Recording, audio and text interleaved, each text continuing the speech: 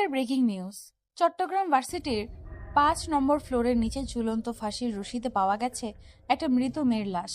মেয়েটি ফাঁসির রশিতে ঝুলে আছে। পুলিশ বাহিনী এসেছে তদন্ত করতে, কিন্তু মেয়েটির কোনো হদিশ পাচ্ছে না তারা। চলো এই বিষয়ে আরো বিস্তারিত কিছু জানতে আমরা যাচ্ছি এসআই নীরব সাহেবের কাছে। Hello sir. স্যার, এই লাশটা কার এবং এই মেয়েটির বাসা কোথায়? আপনারা তদন্ত করে কি জানতে পারলেন? এই মেয়েটাকে কিভাবে মারা গেছে এবং সে ফাঁসিতে নিজে লাগিয়েছে নাকি তাকে ফাঁসিতে ঝোলানো হয়েছে? এই ব্যাপারে আপনি আমাদের দর্শক শ্রোতাদের বিস্তারিত বলুন। দেখুন, আমরা লাশটা তদন্ত করলাম, তেমন কোনো পাকাপোক্ত প্রমাণ পাইনি। তবে এটুকু বলতে পারি, মেয়েটাকে কেউ ফাঁসিতে ঝুলায়নি, বরং মেয়েটি নিজেই ফাঁসিতে ঝুলিয়েছে। এটার অনেক বড় একটা কারণ আছে, আমরা নিশ্চয়ই খুঁজে বের করার চেষ্টা করব। আমাদের তদন্ত চলতেছে। আমাদের লাশটাকে ফরেন্সিক ল্যাবরেটরিতে পাঠাতে হবে। ধন্যবাদ স্যার আপনাকে। এই ছিল বর্তমান চট্টগ্রাম ভার্সিটির এক বিশাল বহু আশ্চর্য রকম ঘটনা। পুলিশ বাহিনী এমনকি র্যাব বাহিনী তদন্ত করছে এই ঘটনার মূল কারণ ও উদ্দেশ্যটা কি। মৃত লাশের পরিবার থেকে প্রায় অনেকজনই এসেছে এই ভার্সিটির মাঠে। লাশকে নিয়ে হাউমাউ করে কান্নাকাটি করছে তারা। দিন শেষে পরিশেষে একটাই কথা, নিজে সুস্থ থাকুন, অন্যকে সুস্থ রাখুন এবং নিজের খেয়াল রাখুন এবং অন্যকে সচেতন করুন। আজকে ছিল আমাদের এই খবর। ভিএস টিভি থেকে এতক্ষণ পাশে থাকার জন্য সবাইকে আন্তরিক শুভেচ্ছা ও ভালোবাসা। এতক্ষণ রিপোর্টার সাংবাদিক কথা বলছিল চট্টগ্রাম ভার্সিটির মাঠে এক অজ্ঞাত লাশ ফাঁসিতে ঝুলার বিষয়। এই নিয়ে উৎসুক জনতার সামনে খবর প্রকাশ করছিল তানহা। এই তানহা হচ্ছে একজন সাংবাদিক। তানহার পরিচয় পর্ব একটু পরেই দিচ্ছি, তার আগে বিস্তারিত ঘটনাটা উল্লেখ করি। বিশাল বহু এই চট্টগ্রাম শহর কেই না চিনে। অসংখ্য মানুষ দেশ বিদেশ থেকে আসে চট্টগ্রাম শহরে বাণিজ্যিক ব্যবসা করতে। কেউ আসে চাকুরি করতে, কেউ আসে লেখাপড়ার ক্ষেত্রে, কেউ আসে আত্মীয় স্বজনের বাড়িতে ঘুরতে, আবার কেউ আসে চট্টগ্রাম শহরটা ভ্রমণ করতে। তেমনই এই চট্টগ্রামের ভার্সিটিতে হাজারো ছাত্রছাত্রী লেখাপড়া করে। তাই এদেশ থেকে এক ডিস্ট্রিক্ট থেকে অন্য ডিস্ট্রিক্টের শিক্ষার্থী চট্টগ্রাম ভার্সিটিতে পড়তে আসে। তেমনই হয়তো কোনো মধ্যবিত্ত পরিবার বা কোনো প্রভাবশালী ধনী ব্যক্তির পরিবার থেকে উঠে আসা ঝুলন্ত এই মৃত মেয়েটির লাশটি। হয়তো মেয়েটির পরিবার খুবই প্রভাবশালী এবং ধনী, কেননা মেয়েটির পোশাক দেখে বোঝা যাচ্ছে বেশ স্টাইলিশ এবং স্মার্ট। সকালে পিয়ন ভার্সিটির গেট খুলে দেয় 9:20 বেজে। শিক্ষক শিক্ষার্থীরা ভার্সিটির মাঠে প্রবেশ করে। প্রথম অবস্থায় কয়েকজন শিক্ষক ও শিক্ষার্থী 10তলা ভবনের নিচে 5তলা ভবন থেকে ঝুলন্ত মেয়েটির লাশ দেখে হকচকিয়ে ওঠে। দ্রুত কোনো কিছু না ভেবে না বুঝে ফোন করে লোকাল থানা এসআই নীরবের কাছে। ঘটনা শুনে এসআই নীরব উপস্থিত হয় তার ফোর্স বাহিনী নিয়ে ভার্সিটির মাঠে। আর সাংবাদিক তানহা ও তার বান্ধবী মাফি, জান্নাত এই ভার্সিটিতে পড়াশোনা করে, তাই ভার্সিটির উদ্দেশ্যে তারা ভার্সিটিতে আসে। আর এসে তারাও দেখতে পায় ঝুলন্ত মেয়েটির লাশ। গলায় রশি দিয়ে ফাঁসিতে ঝুলে আছে মেয়েটির মৃতদেহ। তানহা একজন সাংবাদিক রিপোর্টার, চাকরির পাশাপাশি সে শিক্ষার্থীও বটে। ঘটনাস্থলে তানহা তার খবর প্রচার করে তার শ্রোতা দর্শকদের সামনে। তানহা দেখতে বেশ স্মার্ট, সুন্দরী, গুণবতী, রূপবতী, মায়াবতী, ভার্জিন কুমারী, জান্নাতের হুরপরি।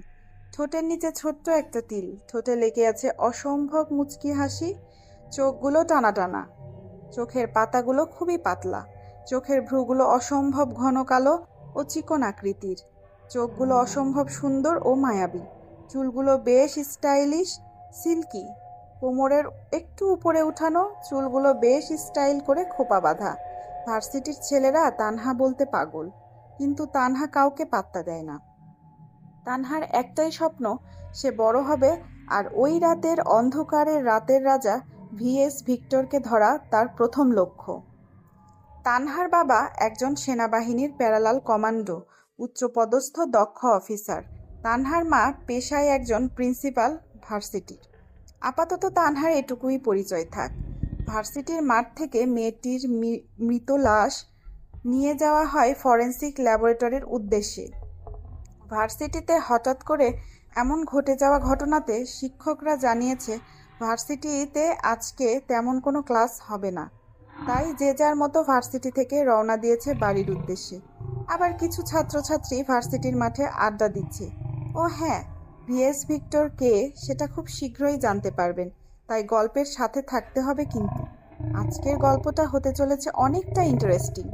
ভার্সিটির মাঠের পরিবেশটা ঠান্ডা হতেই তানহা বলে ওঠে, আচ্ছা জান্নাত, এই মেয়েটা ইন্টার সেকেন্ড ইয়ারে পড়ে। মেয়েটির সাথে এমন কি ঘটেছিল যার জন্য মেয়েটা এইভাবে রাতের অন্ধকারে ভার্সিটিতে এসে নিজের গলায় রশি দিয়ে ফাঁসি দিয়ে 5 তলা ভবন থেকে ফাঁসিতে ঝুলিয়ে পড়ে? খালি রহস্য আর গোলমাল খুঁজে পায় না। আমি এর কুল কিনারি। তুইও না তা না পারিস বটে। আগে ভিএস ভিক্টরের পেছনে পড়েছিলি, আর এখন আজকের এই ঝুলন্ত মেয়ের মৃত লাশের পেছনে দৌড়াচ্ছিস। তুই বুঝবি না, ওই বেটা খোঁজ চর। ভিক্টরকে ধরার কতদিনের স্বপ্ন আমার। জানিস তার খুনের স্টাইল, তার ড্যাশিং রূপ, তার মারার স্টাইল, তার এডুকেশনাল। তাকে কাউকে মারার আগে তার যে ডায়লগগুলো ইউজ করে, ওফ, মন ছুঁয়ে দেওয়ার মতো। যেভাবে তুই বলছিস মনে হচ্ছে ওর সাথে যেন তোর কতবার দেখা হয়েছে, তার ওপর তুই যেন ওকে ভালোবেসে ফেলেছিস, আবার তার ওপরে যেন তোর খুব কাছের মানুষ, যেভাবে বলছিস। তানহা ও জান্নাতের কথা শুনে সেখানে আরও বসে থাকা মাফি এবার একটা রহস্যময় মুচকি হাসি দিয়ে নরম সুরে বলে ওঠে, উফ, তোরা থামবি রে তানহার জান্নাত, তোরা দুজনেই পাগল হয়ে গেছিস। আরে আজ পর্যন্ত যে বিএস ভিক্টোরিকে দেখেছে সে হয় পরপারে পাড়ি জমিয়েছে বা প্যারালাইসিস রোগী হয়ে এখনো বিছানায় শুয়ে আছে, আর তোরা নাকি তাকে নিয়ে সমালোচনা করছিস। মাফি, তুই যেভাবে বলছিস না, দেখে মনে হচ্ছে ওই ভিক্টর হচ্ছে তোর ভাই, বা তোর পিয়ারে দিল মে কুছ কুছ হোতা হ্যায় লাগে। আমার ভাই? তোরা যদি আমার ভাইকে দেখিস তাহলে তো ভার্সিটিতেই আশায় বন্ধ করে দিবে। ওহো রে, কথাটা শুনেই যেন মনটা জুড়িয়ে গেল মাফি বেবি। এই, তোরা বাদ দিবি এখন? চল, ভার্সিটিতে তো আজকে ক্লাস হবে না, সবাই বাসার উদ্দেশ্যে রওনা দে। আমার বাসায় একটু কাজ আছে রে। তিন বান্ধবী ভার্সিটির মাঠ থেকে উঠে দাঁড়ায়। তানহা, জান্নাত, মাফি। তারা তিন বান্ধবী রওনা দেয় তাদের নিজ বাড়ির গন্তব্যের উদ্দেশ্যে। ও হ্যাঁ, তানহা, মাফি, জান্নাত তিনজনেই কিন্তু হচ্ছে রিপোর্টার। আপনাদের মাথায় শুধু একটাই ঘুরপাক ও চক্কর খাচ্ছে, সেটা হচ্ছে এই ভয়ঙ্কর রাতের অন্ধকারের রাতের রাজ্যের রাজা ভিএস ভিক্টর কে। এই ভিক্টর কে, তার পরিচয় সে কে, সে কি করে, তার নামটা এত ভাইরাল কেন এই শহরে। তাই বলছি গল্পের সাথে থাকুন, সবটা জানতে পারবেন। ও হ্যাঁ, মাফির বাবা একজন কোটিপতি বিজনেসম্যান। তানহার বাবা একজন সরকারি অফিসের একজন বড় অফিসারের কর্মকর্তা, দায়িত্ব হিসেবে চাকরি করছে। ভার্সিটির মাঠে আজকের ঘটে যাওয়া ঘটনাটা, ভার্সিটির মাঠে উপস্থিত থাকা একটি ছেলের সম্পূর্ণ ঘটনাটি ভালো করে পর্যবেক্ষণ করে নেয়। ভার্সিটির মাঠ পুরোপুরি প্রায় খালি। ছেলেটি সহ আর বেশ কয়েকজন ছেলে মেয়ে শিক্ষক আছে ভার্সিটির মাঠে। ছেলেটি পকেট থেকে ফোনটা বের করে কোনো এক নাম্বারে ডায়াল করে। ও পাশে ফোনটা রিসিভ করতেই বলে ওঠে ছেলেটি, হ্যালো, আসসালামু আলাইকুম বস। বস, একটা দুর্দান্ত খবর আছে। ঘটনাটা বিস্তারিত বলো। ভাই, সকালে আমি ভার্সিটিতে আসি, আর ভার্সিটিতে আমি সহ আমরা দেখতে পাই ঝুলন্ত একটি মেয়ের মৃত লাশ। লাশটি ঝুলে আছে 5 তলা ভবনের নিচে। মেয়েটি ফাঁসি দিয়েছে। পুলিশ তদন্ত করছে। তো আমি কি করতে পারি? না ভাই, এই বিষয়টা যদি আপনি দেখতেন খুব ভালো হতো। সমাজে এই বিষয়টা ব্যাপকভাবে ছড়িয়ে গেছে। মেয়েদের সুরক্ষার জন্য আমাদের সংগঠনটা এই কাজে লাগাতে হবে। বুঝিয়ে বলো আমাকে। ভাই, মেয়েটি হচ্ছে আমাদের ভার্সিটির রকির গার্লফ্রেন্ড। মেয়েটা অনেক সুন্দর এবং ছেলেটা অনেক খারাপ, এবং টাকাওয়ালা বাপের একটু অহংকার বেশি। শুধু এই মেয়েটির সাথে নয়, বরং আরও মেয়ের সাথে তার রিলেশন আছে। ভাই, মেয়েটি ইচ্ছে করে ফাঁসির রশিতে ঝুলতে চায়নি, তাকে ফাঁসির রশিতে ঝুলতে বাধ্য করা হয়েছে। তুই বিস্তারিত খবর নিয়ে আমাকে জানা। ওকে ভাই, ঠিক আছে। এতক্ষণ ফোনে কথা বলল দুজন অজানা ব্যক্তি। ব্যক্তি দুজন আপনাদের সুপরিচিত হবে। তবে এই মুহূর্তে তাদেরকে আন্ডারগ্রাউন্ডে রেখে দিলাম এবং চলুন গল্পের নতুন কোনো মোড়ে ফিরে আসি। এদিকে কলেজের মাঠে ঘটে যাওয়া ঘটনা শুনে ও দেখে আরেকটি ছেলে তার পকেট থেকে ফোন বের করে মেয়েটির বয়ফ্রেন্ড রকিকে ফোন করে বলে ওঠে, হ্যালো রকি, কোথায় আছিস তুই? খবর পেয়েছিস ভার্সিটি যে আজ বিশাল বড় একটা কাণ্ড ঘটে গেছে? এ বিষয়ে কি তুই কোনো কিছু জানিস? রকি একটা মদের ক্লাবে বসে মদ খাচ্ছিল একটা মেয়ের সাথে। তার বন্ধু লিখনের ফোনটা রিসিভ করে আর ফোনের ওপাশ থেকে লিখনের বলা কথাগুলো শুনে এবার রকি বলে ওঠে, তুই জানিস না বর্তমানে আমি কোথায় থাকতে পারি আর ভার্সিটিতে কি ঘটছে না ঘটছে ওসব দেখার সময় আমার নেই। দ্রুত বল আর ফোনটা কাট। আর আমি এনজয় দ্য পার্টিতে, বর্তমানে আমি পার্টিতেই আছি। আরে রকি, তুই তো ফেঁসে গেছিস। তোর গার্লফ্রেন্ড আজকে ভার্সিটিতে গলায় ফাঁসি লাগিয়ে আত্মহত্যা করেছে। পুলিশ তার লাশটাকে নিয়ে চলে গেছে। সাংবাদিক রিপোর্টার এই খবরটা প্রচার করেছে। বেটা, তুই দেখিসনি? তাতে কি হয়েছে? তার মরার শখ হয়েছে, সে মরেছে। আমি কি করতে পারি? ওসব কথা বাদ দিয়ে যদি কাজের কথা থাকে তো বল। আবে, তুই তো ফেঁসে গেছিস। আমি জানি তোর গার্লফ্রেন্ড তোর জন্যই আত্মহত্যা করেছে, কারণ তুই তাকে ব্ল্যাকমেইল করেছিস। দ্বিতীয়, পুলিশ তদন্ত করছে। হয়তো তুই পুলিশের হাতে বেঁচে যেতে পারিস, কিন্তু ভিক্টরের হাত থেকে তুই কি করে বাঁচবি? সে যদি একবার খবর পেয়ে যায় তুই এসবের পিছনে জড়িত, সে তোকে পাতাল থেকে হলেও খুঁজে বের করে দুনিয়া থেকে আউট করবে। যদি কোনো খবর থাকে তো বল। আর এইসব ফিক্টরকে আমি ভয় পাই না, বুঝছিস? আর এই খবরটা যদি তুই কাউকে বলিস তাহলে তোকে দুনিয়া থেকে সরিয়ে দিতে বাধ্য হব আমি। কথাটা বলে ফোন কেটে দেয় রকি। রকি একজন বিজনেসম্যানের ছেলে। তার বাবা রাজনৈতিক পলিটিশিয়ান এর সাথে যুক্ত আছে। রকির এরকম খারাপ ব্যবহার দেখে এবার লিখন মনে মনে বলে ওঠে, তুই তো এবার গেলি রে রকি, তোকে কেউ বাঁচাতে পারবে না ভিক্টরের হাত থেকে। অন্যদিকে মিন্টু খবর নিচ্ছে চারদিক দিয়ে যে মেয়েটিকে কে হত্যা করেছে বা মেয়েটি কেন ফাঁসি লাগিয়েছে। এদিকে প্রেস রিপোর্টারের সাংবাদিকের প্রধান কর্মকর্তা রমজান সাহেব ফোন করেছে তানহাকে। ফোন রিসিভ করতেই তানহা বলে ওঠে, আসসালামু আলাইকুম স্যার, কেমন আছেন স্যার? ওয়ালাইকুম আসসালাম, আমি ভালো আছি। তোমাকে যে জন্য কল দেওয়া সেটা হচ্ছে ভার্সিটিতে তুমি যে রিপোর্টটা তৈরি করেছিলে সেটাতে বিপুল পরিমাণে আমরা ভিউজ পেয়েছি। এটা তো গুড নিউজ স্যার, এটা তো অনেক ভালো খবর যে আমাদের চ্যানেল এবার ভালো একটা পজিশনে গিয়েছে এবং বিপুল পরিমাণে ভিউজ। এটা তো আমাদের লাভজনক। তুমি চালিয়ে যাও, যেভাবে কাজ করছো সেভাবে চালিয়ে যাও। আর তোমাকে প্রমোশন দেওয়া হয়েছে। তোমার প্রতিভা এবং সততা এবং কাজ দেখে তোমাকে অবশ্যই সিনিয়র অফিসার হিসাবে নিয়োগ দেওয়া হয়েছে। ধন্যবাদ স্যার, অসংখ্য ধন্যবাদ আপনাকে। আমি ভাবতে পারিনি যে এত তাড়াতাড়ি আমি প্রমোশন পেয়ে যাব। আপনারা আমার জন্য দোয়া করবেন, আমি যেন আরো সুন্দর করে কাজগুলোকে প্রেজেন্টেশন করতে পারি দর্শকের সামনে। অবশ্যই। তারপর ফোন কেটে দেয় তানহা ও রমজান সাহেব। তানহার প্রমোশন হয়েছে খবর পেয়ে তার মা মাহমুদা বেগমকে সুখবর দেয়। সাথে তার বাবা প্যারালাল কমান্ডো বাহিনীর প্রধান কর্মকর্তা শামসুল সাহেবকে। মেয়ের মুখে এমন সুখবর শুনে তারাও ভীষণ খুশি হয়েছে। তাদের সাথে কথা বলে তানহা এবার মাফি ও জান্নাতকে ফোন করে দেখা করতে বলে রেস্টুরেন্টে তাদের আজকে ট্রিট দেবে বলে। দেখতে দেখতে দুপুর হয়ে বিকেল হয়ে যায়। বিকেলে তানহা জান্নাত বেরিয়েছে একটা রেস্টুরেন্টের উদ্দেশ্যে। এদিকে মিন্টু অনেক খোঁজ খবর এবং খবরাখবর খোঁজাখুঁজির পরে জানতে পেরেছে যে এসবের পেছনে রকির হাত আছে। মেয়েটা ফাঁসি লাগিয়েছে একমাত্র রকির কারণে, কারণ রকি তাকে ব্ল্যাকমেল করেছিল কোনো এক ভিডিওর কারণে। খবরটা পেয়ে দ্রুত এসে ফোন বের করে সেদিনের সেই নম্বরে ডায়াল করে।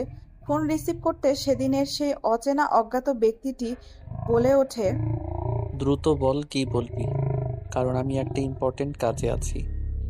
ভাই, আমি যে তোমাকে ওই দিনের ওই বিষয়ে বলেছিলাম সে বিষয়ে খবর পেয়েছি। কি রকম খবর পেয়েছিস বিস্তারিত বল। ভাই, খবরটা হচ্ছে ছেলেটির নাম রকি আর তার গার্লফ্রেন্ড হচ্ছে বিপাশা। যে মেয়েটা আত্মহত্যা করেছে তার নাম বিপাশা। ছেলেটি ও মেয়েটির দুজন দুজনকে ভালোবাসে। ছেলেটি ভালো না, মেয়েটি অনেক সুন্দর এবং অনেক নরম ও ভদ্র। মেয়েটি প্রভাবশালী পরিবারের, ছেলেটিও প্রভাবশালী পরিবারের। ছেলেটি ও মেয়েটি দুজন দুজনকে ভালোবাসে। যা বলার আছে দ্রুত বল, কারণ আমার হাতে সময় নেই। জি ভাই, ছেলেটির মেয়েটির সম্পর্ক প্রায় অনেক বছরের। মেয়েটি আত্মহত্যা করেছে কারণ ছেলেটি ও মেয়েটির ঘনিষ্ঠতার কিছু মুহূর্তের ভিডিও ছেলেটার কাছে আছে, আর ছেলেটি সেটা নিয়ে ব্ল্যাকমেল করছিল মেয়েটিকে, যাতে সে আবারও তার সাথে ঘনিষ্ঠতার সম্পর্ক করে। ওকে, ঠিক আছে। আমার ভার্সিটিতে ভর্তি হওয়ার সব কিছু ঠিকঠাক কর। ওকে ভাই, ঠিক আছে। আর হ্যাঁ, ওই ছেলেটির বিষয়ে আরো খোঁজ খবর নেই। কালকে দেখা হচ্ছে ভার্সিটিতে। ওকে, অপেক্ষায় রইলাম।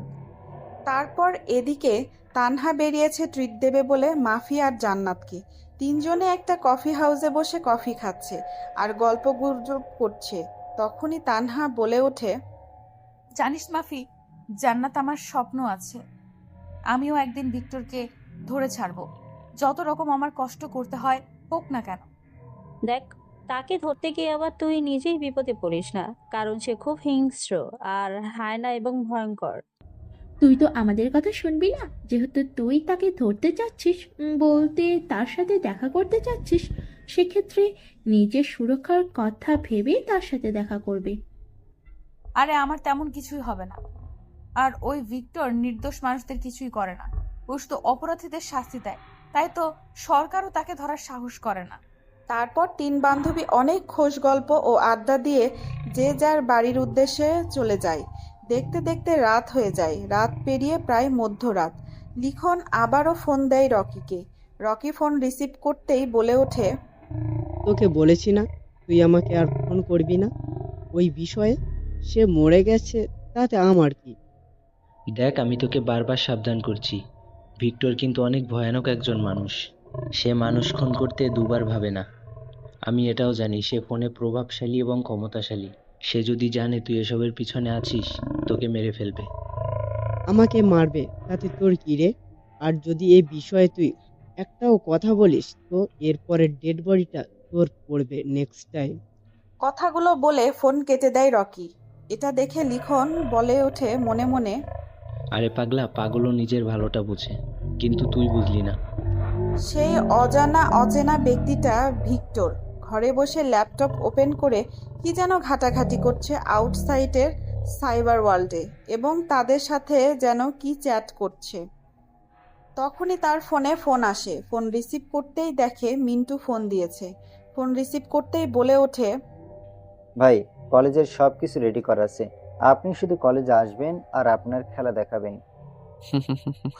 ভার্সিটিতে আমার ফুল সিকিউরিটির ব্যবস্থা কর। কালকে আমি যাচ্ছি এক অন্যরকম ছদ্মবেশে।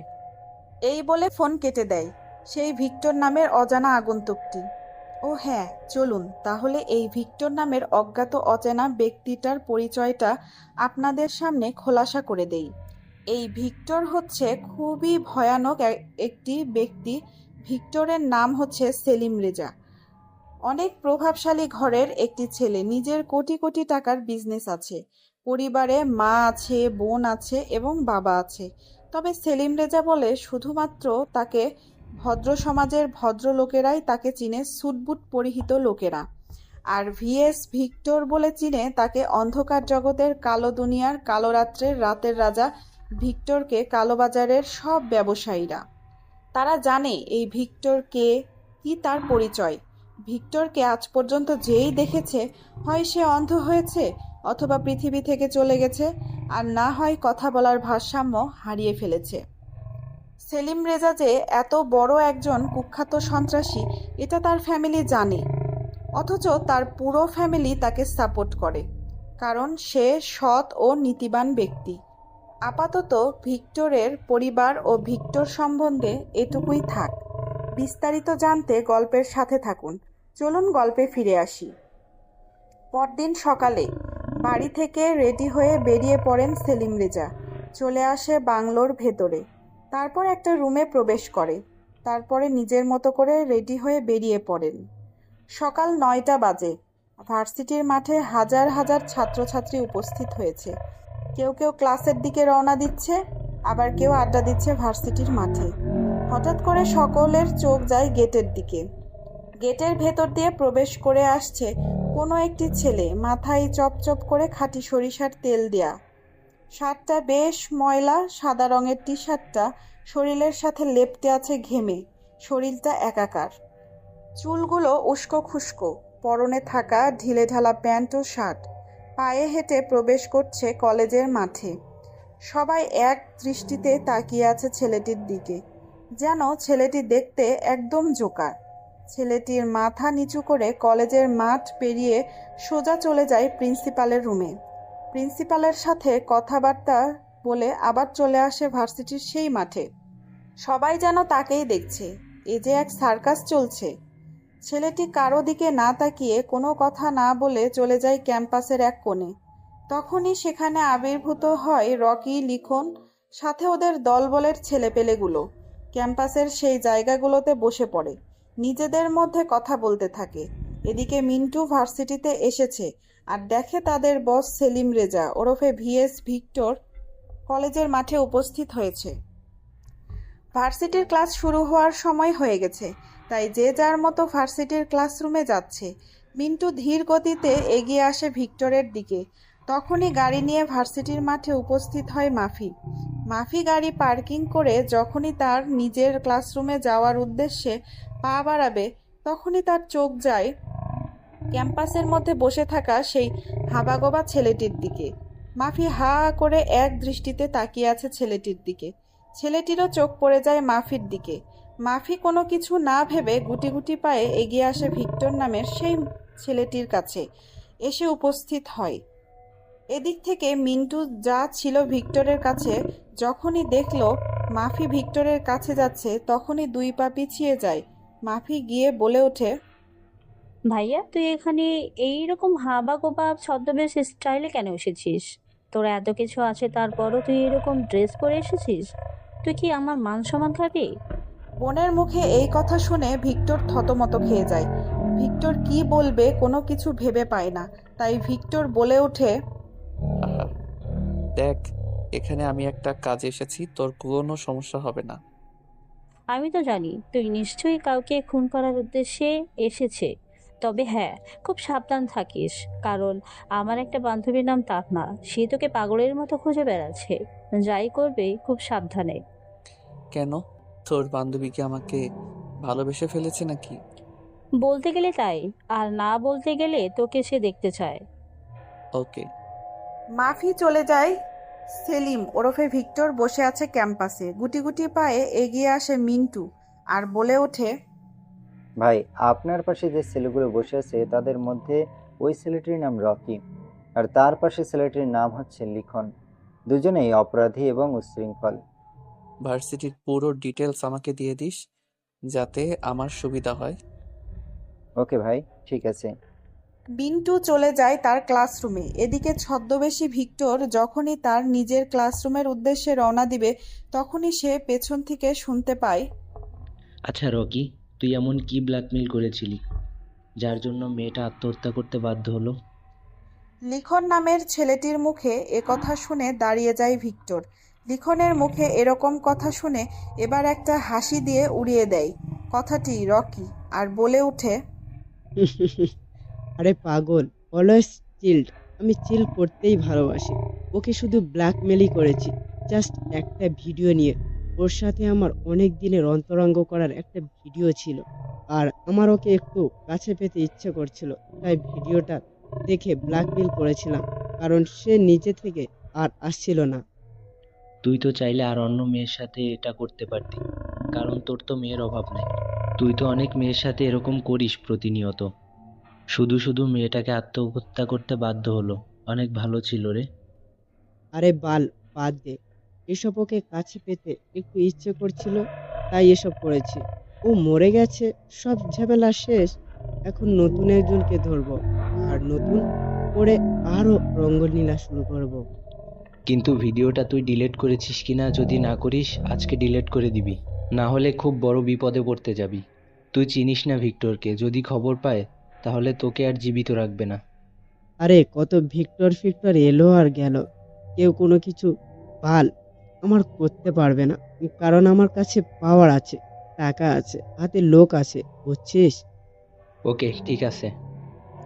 এ কথা শুনে ভিক্টরের একটা মুচকি হাসি আসে আর সেখান থেকে বেরিয়ে যায় কোনো কথা না বলে। এদিকে মাফি ক্লাসরুমে প্রবেশ করছে। মাফির আসতে দেরি হয়েছে দেখে এবার তানহা বলে ওঠে, কিরে ঢঙ্গি, তোর আসতে এত দেরি হলো কেন? কি এমন করেছিলিস বয়ফ্রেন্ডের সাথে? দেখা করতে গিয়েছিলিস নাকি আবার তলে তলে টেম্পো চালাচ্ছিস মামা? তানহা, তুইও না? তুই কি ভেবেছিস আমি কিছু জানি না? আমরা সবাই জানি যে তুই দেখা করতে গিয়েছিলিস। না হলে কেউ এমনি এমনি দেরি করে বাল? শুধু শুধু আমাদের মিথ্যা কথা বলতেছিস ট্রিট না দেওয়ার ভয়। ওকে, তুই খেতে চাস তো যা, তোকে আজকে খাওয়াবো। তবু বোন, মাপ চাই, এসব আর বলিস না। ওহো, তানহা, মাফিয়াকে দিলি তোর আগে? ও কত ভালো, আমাদের আজকে খাওয়াবে। ও আমার সুইট বেবি, রাগ করেছিস? আচ্ছা যা, তোকে আর বলবো না। তবে আজকে কিন্তু আমাদের খাওয়াতে হবে, কিন্তু 5 স্টার হোটেলে। হ্যাঁ হ্যাঁ, আজকে খাওয়াবে ভার্সিটি ছুটির পরে। এখন চুপ থাক, স্যার এসেছে। তারপরে অধ্যাপক এসে তাদের ক্লাস করাতে থাকে। তখনই ক্লাসের বাইরে থেকে বলে ওঠে, may I come in sir? ক্লাসের বাইরে হঠাৎ এমন কারো গলার আওয়াজ শুনতে পেয়ে শিক্ষক সহ সবাই বাইরে তাকায়। দরজার বাইরে দাঁড়িয়ে থাকা ছেলেটিকে দেখে সবাই উঠে দাঁড়ায়। হাঁ করে ছেলেটির দিকে তাকিয়ে আছে। ছেলেটি তাদের সবার এরকম তাকানো দেখে মাথা নিচু করে ফেলে। এবার অধ্যাপক সাহেব বলে ওঠেন, হু আর ইউ? কোথা থেকে আসছো? আর এখন কত বাজে? ক্লাসের সময় মেনটেন করতে চাও না তো ক্লাসে আসো কেন? Sorry sir. What sorry? তোমার পোশাক আশাক দেখে তো মনে হচ্ছে কোনো জঙ্গিবাজ এলাকার ছেলে। জঙ্গল থেকে উঠে এলে নাকি? স্যার, এখানে তো আমি মডেলিং করতে বা ফ্যাশন করতে আসিনি, আমি এসেছি পড়তে। আমার মুখে মুখে তর্ক করো বেয়াদব! এখনই আমার ক্লাস থেকে বের হয়ে যাও। Get out from here, varsity to campus. Victor আর কোনো কথা না বলে ক্লাস থেকে বেরিয়ে যায় ক্যাম্পাসের উদ্দেশ্যে। ক্যাম্পাসের গাছের আড়ালে গিয়ে ব্যাগ থেকে ল্যাপটপটা বের করে ওপেন করে। তারপর গুগল হেড অফ সাইটের 3 নম্বর ব্রাউজের 4 নম্বর কওমি ভাজক ডিভাইস ওপেন করে 4 ডিজিট কোড ইউজ করে ল্যাপটপটি ওপেন করে। এদিকে তানহা ছেলেটির এরকম অবস্থা দেখে বলে ওঠে, কোথা থেকে যে আসে এসব এই ভার্সিটিতে পড়তে? শুধু শুধু অপমান হচ্ছে। যেখানে তাদের যোগ্যতা নাই সেখানে আসে পড়তে কেউ। খামোখা স্যারের হাতে এতগুলো গালাগালি খেলো। তানহার মুখে এরকম ইমোশনাল কথা শুনে মাফি কোনো কিছু না ভেবে আনমনে বলে ওঠে, আরে তোরা বাদ দে তো এসব, ও সারা জীবন এরকমই, ওর কথা আর বলিস না। মাফির মুখে এ কথা শুনে তানহা সহ জান্নাত অবাক দৃষ্টিতে তাকিয়ে আছে মাফির দিকে। এদিকে মাফি কি বলেছে মাফির নিজেরই খেয়াল নেই। তানহা বলে ওঠে, মাফি, তুই এটা কি বললি? তুই ওকে চিনিস নাকি? ওর ব্যাপারে এত সব জানিস? তুই কি করে? সত্যি করে বল, তুই ওকে চিনিস কিনা? তানহার মুখে এ কথা শুনে হুঁশ ফিরে আসে মাফির। এবার মাফি আমতা আমতা করে বলে ওঠে, আরে তোরা যে কি বলিস না, আমাদের পাশেই থাকে, রাস্তার পাশেই, সেই ভাঙা কুটুরিতে। আমাদের বাড়িতে থেকে দেখা যায়, তো তাই ওকে দেখে দেখে অভ্যস্ত হয়ে গেছি। ও আচ্ছা, এই ব্যাপার। আমি ভাবলাম কি। তুই তো আমাদের ভয় পাইয়ে দিয়েছিলিস। আমি আবার ভেবে নিয়েছিলাম যে এটা আমাদের হবু দুলাভাই নাকি। যা বলেছিস সে জান্নাত, আমাদেরকে ভয় পাইয়ে দিয়েছিল। যাক, তাহলে আমাদের আজকে ট্রিটটা খাচ্ছি, তাই আজকে আর ক্লাস করব না। ওকে। এদিকে ভিক্টর ল্যাপটপটা ওপেন করে। তারপর WWVSTOAR ডিভাইস 2 ফাইলটি ওপেন করে। তারপর নিজের ফোনটা বের করে 0599-এ ফোন করে ফোন পাওয়ার সাথে সাথে রাকিব ফোনটাকে রিসিভ করে আর বলে ওঠে, ভাই বলুন, কিভাবে আপনাকে সাহায্য করতে পারি? আমার সব রকম রেডি করে আছে, আপনি শুধু বলুন। তোকে একটা ফোন নাম্বার দিচ্ছি, এই ফোন নাম্বারটাতে ঢুকবি। ওকে ভাই, দেন, আমি এখনই ট্রাই করছি। ওর ব্রাউজে ঢুকবি, আমি ওর ফোনটাকে হ্যাক করব। ওর লোকেশন ট্র্যাক কর। ওকে ভাই, নাম্বার দেন, আমি এখনই সকল ইনফরমেশন আপনাকে দিচ্ছি। আর হ্যাঁ, ওর ফোনে জিপিএস অ্যাড করে দিবি, যাতে আমি ওকে হ্যাক করতে পারি এবং ট্র্যাক করতে পারি। ওকে ভাই, ঠিক আছে। ভিক্টর ব্যানার্জি ওপেন করে তারপর ফোন করে মিন্টুকে। মিন্টু রিসিভ করতেই বলে ওঠে, ভাই বলুন। শোন, ওই রকি আর লিখনের ফোন নাম্বার আমার ব্রাউজিং DW ওয়েবসাইটের দ্রুত পাঠা। ওকে ভাই, আমি এক্ষুনি DW অফসাইটে ফোন নম্বর দুটি পাঠিয়ে দিচ্ছি, আপনি চেক করে নিন। ওকে দ্রুত পাঠা, আমি ব্রাউজিংয়ে প্রবেশ করেছি। ও হ্যাঁ, আপনারা কিছুই বুঝলেন না তাই তো? রাকিব হচ্ছে ভিক্টরের ডান হাত। সাইবার ওয়ার্ল্ডের সব কিছু দেখাশোনা করে রাকিব, আর মিন্টু বাইরেরটা সামলায়। আর গল্পের মাঝে একটা কথা বলতে ভুলে গেছি, সেটা হচ্ছে মাফিয়ার ভিক্টর ওরফে সেলিম রেজা, এরা দুই ভাই বোন। সেলিম বিশাল বড় কোটিপতি বিজনেসম্যান, সাথে সমাজসেবক ন্যায়পরায়ণ ভিক্টর। তো আপনাদের সামনে নিশ্চয়ই ক্লিয়ার হয়ে গেছে। নাম্বার 2টা আউটসাইডের DWMPSI নামক একটা ফাইল তৈরি করে পাঠিয়ে দেয় রাকিবের কাছে। রাকিব দ্রুত নাম্বার দুটো পেয়ে ট্যাগ করতে শুরু করে। বর্তমানে ফোনটা ভার্সিটির ক্যাম্পাসের উত্তর সাইডের পুকুরের পাশে লোকেশন দেখাচ্ছে। দ্রুত রাকিব ফোন করে বলে ওঠে ভিক্টরকে, ভাই, বর্তমান তাদের ফোনের লোকেশন দেখাচ্ছে ক্যাম্পাসের উপর পাশের পুকুরের সাইডে। তুই ওর ফোনটা ট্যাগ কর, যাতে সে বুঝতে না পারে আমি ওর ফোন হ্যাক করছি। ওকে ভাই। ওর ফোনটা নিজের আইডিতে নিয়ে আসার সাথে সাথে তুই সিগন্যাল পেয়ে যাবি। আমার এখানে সবকিছু রেডি করে আছে ভাই। আর ফোন থেকে সাথে সাথে বেরিয়ে যাবি। ওকে ভাই।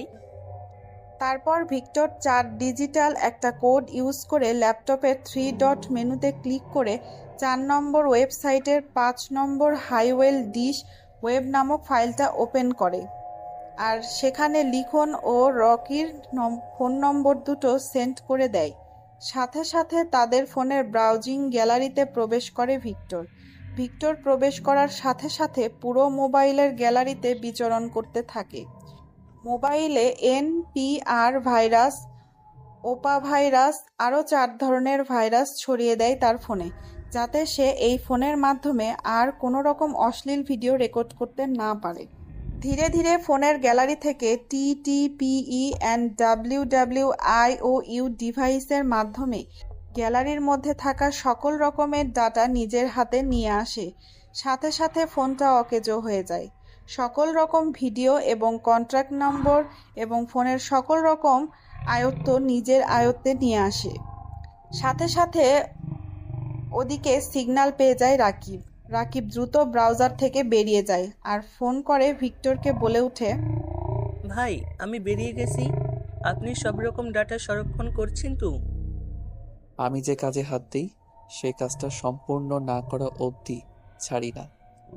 ওকে ভাই, ঠিক আছে। তারপর রাকিব ফোন কেটে দেয়। ভিক্টর ল্যাপটপ বন্ধ করে নিজের গোপন ব্যাগের ল্যাপটপটা ঢুকিয়ে নেয়। ভিক্টর আর ক্লাসে যায়নি, সেখানে ক্যাম্পাসে বসেছিল। ফোন বের করে মিন্টুকে বলে ওঠে, মিন্টু, কাজ শেষ। তুই তাদের দিকে নজর রাখবি এবং আমাকে ইনফরমেশন দিবি। ওকে ভাই, ঠিক আছে। ভিক্টর আর ক্লাস করবে না বলে আর কোনো রকম কথা না বাড়িয়ে বেরিয়ে যায় নিজের নিজ গন্তব্যের উদ্দেশ্যে। এদিকে রকি লিখনকে বলছে, জানিস আজকে রাতে আবার একজনকে ব্ল্যাকমেল করব। দেখি সে কি বলে। ভিডিও করে রেখেছি রে। দেখ, এমনি তুই অনেক বড় অপরাধ করছিস, বিভিন্ন খারাপ কাজের সাথে যুক্ত আছিস, সাথে আমিও। আবার তুই এসব করছিস, মানে তুই নিজের কবর নিজেই খুঁড়েছিস। এসব বলে তারাও ভার্সিটির ক্যাম্পাস থেকে বেরিয়ে যায় ধীরে ধীরে। ক্যাম্পাস ছুটির দিকে ছাত্রছাত্রীরা যে যার মতো ক্লাস করছে, না করলে যে যার মতো বাড়ির উদ্দেশ্যে রওনা দিয়েছে। দেখতে দেখতে ভার্সিটির সময় শেষ হয়ে যায়। এদিকে তানহা, মাফি, এমনকি জান্নাত একটা রেস্টুরেন্টে গিয়েছে মাফির কাছ থেকে ট্রিট খাবে বলে। প্রায় 5 ধরনের খাবার অর্ডার করেছে। কাচ্চি বিরিয়ানি, সাদা পোলাও, জর্দা পোলাও, চিংড়ি মাছের ভুনা, ছাগলের কলিজা ভুনা, মাছের কলিজা, আরও নানান ধরনের খাবারের খানা। খাবারের এক পর্যায়ে তানহা বলে ওঠে, স্যার বলছি মাফি আজকে ট্রিটটা অসাধারণ দুর্দান্ত, জানিস কি? আমারও ইচ্ছা আছে ওই ভিক্টরকে যেদিন আমি নিজের সামনে দেখব এবং তার সাথে কথা বলবো, সেদিন তোদেরকে পেট পুড়ে খাওয়াবো। তুই যে আমাদের খাওয়াবি এটা আমরা দেখতে পাচ্ছি। তুই যে কত দিনে ধরিস আর কত দিনে যে খাওয়াস, ততদিনে আমরাই না হয় হাওয়া হয়ে যাই। আরে পাগলি, ওই ব্যাটাকে আমি ধরেই ছাড়বো। চারদিকে আমি আমার খোঁচর লাগিয়েছি। জানিস আমার কত দিনের ইচ্ছা? তাকে আমি দেখব কি করে, তার সাথে কথা বলবো কি করে? জানিস তার সবচেয়ে আমার কোনটা ভালো লাগে? তার কথা বলার স্টাইল, তার হাঁটা চলার স্টাইল, তার খুন করার স্টাইল। হো, আই এম ইমপ্রেসড। হয়েছে রে হয়েছে, তানহা তুই থাম। যদি জানতে পারে তুই তাকে নিয়ে সমালোচনা করছিস তাহলে তোকে আগে বিয়ে করবে, তারপরে তোর সাথে ওই বিক্টর কি করবে তুই নিজেও ভাবতে পারবি না। পরেরটা পরে দেখা যাবে, এখন যেটা হবে শুধু সেটা নিয়ে ভাব। আর হ্যাঁ, তোদেরকে আমি বলতে ভুলে গেছি, কালকে আমি দেখা করতে যাচ্ছি ওই অফিসার নীরবের সাথে, ভার্সিটিতে যে মেয়েটা ফাঁসি লাগিয়েছিল ওর রিপোর্টটা কি বেরিয়েছে সেটা জানার জন্য। তোরা কি যাবি? না রে, আমার যাওয়া হবে না, কারণ ভাইয়া সব জানতে পারলে ভীষণ বকা দেবে আমাকে। একদিন তোর ভাইকে আমার সাথে দেখা করাস। আর জান্নাত, তুই যাবি নাকি আমার সাথে দেখা করতে? না রে, আমিও যেতে পারবো না, কারণ তুই যাবি তোর সাংবাদিকতার রিপোর্টের জন্য। তুই যাবি তদন্ত করতে, আর আমি কি জন্য যাব? ওকে, ঠিক আছে, এখন তাহলে চল, কারণ কালকে আমায় আবার দেখা করতে হবে পুলিশ অফিসার নীরবের সাথে। ওই কেসটার ব্যাপারে কেন সে ফাঁসি লাগিয়েছে এটা নিয়ে অনেক তদন্ত করতে হবে এবং মানুষকে জানাতে হবে এর আসল সত্যি কাহিনীটা কি। ওকে, ঠিক আছে, চল।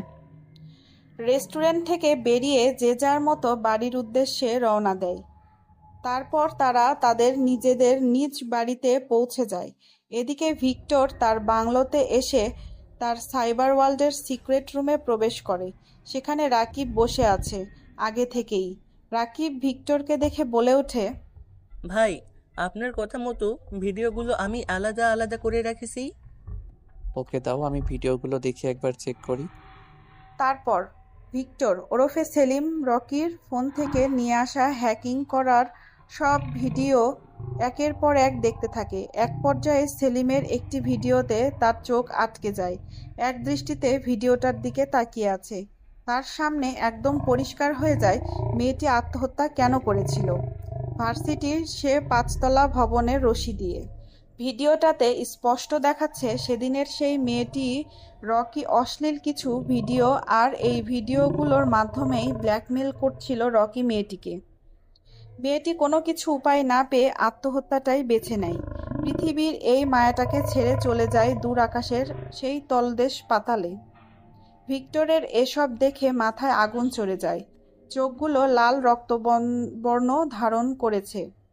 তবুও নিজের রাগটাকে কন্ট্রোল করে একের পর এক ভিডিও দেখতে থাকে। প্রায় 10 থেকে 15টা মেয়ের ভিডিও তার সাথে করে রাখা হয়েছে, যেগুলো দিয়ে ব্ল্যাকমেল করে খুব সহজে মেয়েগুলোকে আজকেও সে একই কাজ করতে যাচ্ছে। এসব দেখে মাথার তার ছিঁড়ে যায়। এটা দেখে ভিক্টর বলে ওঠে, শালা কুত্তার বাচ্চা, জানোয়ারের বাচ্চাটাকে পাতাল থেকে হলেও বের করেন। ভিক্টরের এরকম ভয়াবহ রূপ দেখে উপস্থিত থাকা রাকিব সহ সবাই ভয়ে থরথর করে কাঁপতে শুরু করছে। রাকিব কি বলবে কি করবে ভেবে পায় না, তাই দ্রুত মেসেজ পাঠিয়ে দেয় জিমেইলের মাধ্যমে একটা আউট ব্রাউজ ইউজ করে মিন্টুর কাছে। মিন্টু SMS পাওয়ার সাথে সাথে রওনা দেয় তাদের গোপন আস্তানার উদ্দেশ্যে। রাকিব বলে ওঠে, ভাই, আপনি শান্ত হন, আপনি রেগে যাবেন না। ভাই, আপনার ব্যাপারটা দেখেছি, ও আপনার হাত থেকে বেঁচে ফিরতে পারবে না। ওকে পাতাল থেকে হলেও আমরা বের করে আপনার সামনে না হাজির করব। যত দ্রুত সম্ভব হয় তাকে নিয়ে আয়। ওকে ভাই, ঠিক আছে। দেখতে দেখতে সন্ধ্যা হয়ে যায়। এদিকে রাকিবের ফোনটা অকেজো হয়ে গেছে, সকল ভিডিও রিমুভ হয়ে গেছে। এটা নিয়ে রকি বেশ টেনশনে আছে। রকি লিখনকে জানালে লিখন বলে এটা একমাত্র ভিক্টরের কাজ। ভিক্টরের নামটা শুনে এবার রকি যেন বেশ ঘাবড়ে যায়। তবুও সে তার অনুসন্ধানের উদ্দেশ্যে বেরিয়ে পড়ে। অন্যদিকে ভিক্টরের লোকেরা বেরিয়ে গেছে যাতে রকিকে ধরতে পারে। এদিকে রকির ফোনে ভিডিওগুলো নেই বলে সে কি করবে কোনো কিছু বুঝে উঠতে পারে না। আবার অন্যদিকে তানহা কালকে পুলিশ অফিসার নীরবকে কি প্রশ্ন করবে সে নিয়ে স্ক্রিপ্টে বারবার কাগজ কলমে লিখতে শুরু করেছে। ওইদিকে আবার অফিসের সাইবার অর্থাৎ অফিসের সিকিউরিটি সাইবার ঘুরে ঘুরে চেক করছিল এতক্ষণ ভিক্টর। তখনই ভিক্টরের ফোনের মেইল বক্সে একটি মেসেজ আসে। মেসেজটি করেছে তার অফিসের পিএ সীতা। দ্রুত মেসেজটা সেন্ড করেন ভিক্টর। তারই কিছুক্ষণ পরে সীতা ফোন করে ভিক্টরকে।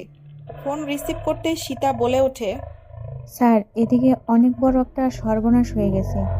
আপনি 2 দিন ধরে কোম্পানিতে আসেননি, এর মধ্যে কোম্পানিতে ভেজাল দ্রব্য পাওয়া গেছে।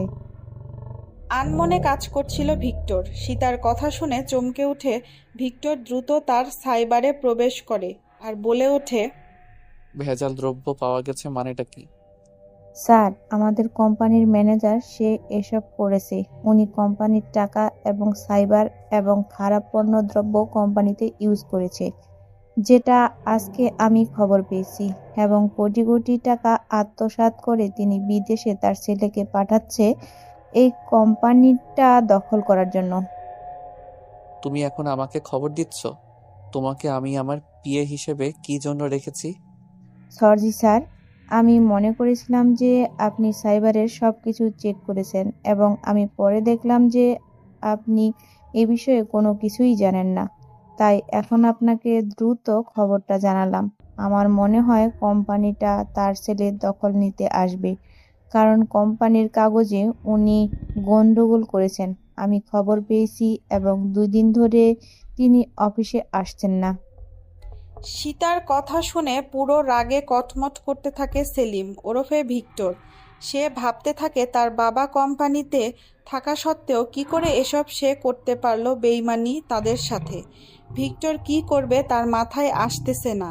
ভিক্টর পরিশেষে বলে ওঠে ভিক্টর সীতার উদ্দেশ্যে, তুমি খবর নাও, শালা কুত্তার বাচ্চা কোথায় আছে আর আমি এদিকে সামলাচ্ছি। ওকে স্যার, ঠিক আছে। এই বলে দ্রুত ফোন কেটে দেয় ভিক্টর এবং দ্রুত নিজের সার্ভারে প্রবেশ করে। VJKTWO 1.5 নিজের অফিসের ব্যাকগ্রাউন্ড ফাইলটা ওপেন করে, যেখানে অফিসের সকল রকম ডকুমেন্ট ছিল। ফাইলটা ওপেন করে নিজের কম্পিউটার অপারেটিং সিস্টেম ব্যবহার করে কম্পিউটারের পিনকোড ইউজ করে 2504123। পিনকোডটি অফিসে ব্যবহার করে দেখা ডকুমেন্টস এবং তাদের অফিস কোম্পানির মেডিসিন, অন্য দ্রব্য এবং মালপত্র যত সব আছে সবগুলোতে গন্ডগোল। এটা দেখে দ্রুত ফোন করে মিন্টু আর রাকিবকে। তারপর গ্রুপ কলে অ্যাড হওয়ার সাথে সাথে ভিক্টর বলে ওঠে, রাকিব, আমার কোম্পানির সাইবারের সকল রকম ডকুমেন্ট ফিরিয়ে আনতে হবে তোকে।